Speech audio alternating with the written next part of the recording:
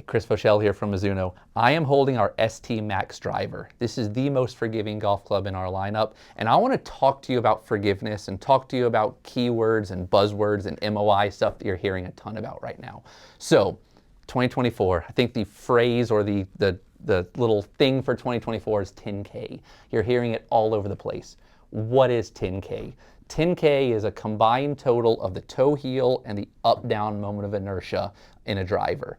So if you go back a number of years ago when we were talking about 5,900 MOI, that was the limit that the USGA RNA set for a toe heel MOI.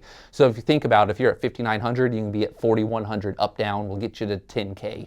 Those are like those magic numbers that people are hunting for right now. So I want to talk a little bit about why that's good and why that's bad.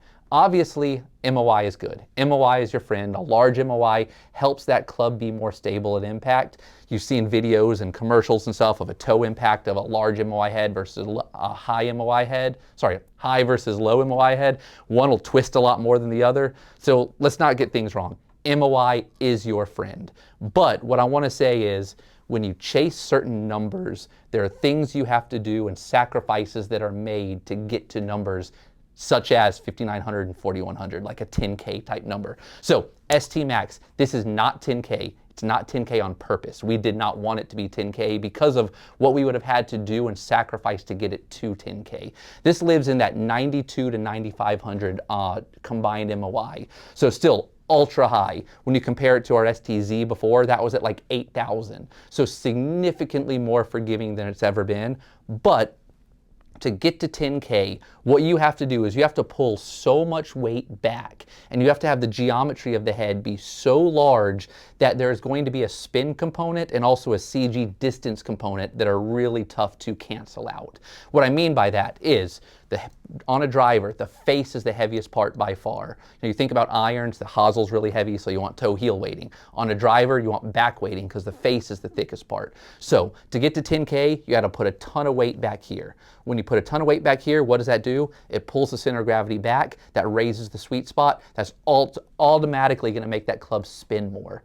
The other thing you need to do is another heavy part of the driver is this hosel area, because you've got the adjustability and all this extra mass here. So you have to pull that MOI or pull that center of gravity towards the toe as well. When you pull it towards the toe, that's going to help increase that toe heel MOI. But what that's also going to do is it's going to make it tougher to square the golf club. So when it can't square a club, what do? You got options there to try to make it square easier. You can make it more upright. You can make it more hooked. You can do all these things that ultimately are going to turn off a better player who likes a certain look at a dress. So unless you want a golf club that's upright, hooked, whatever, it's going to be hard to square up 10K.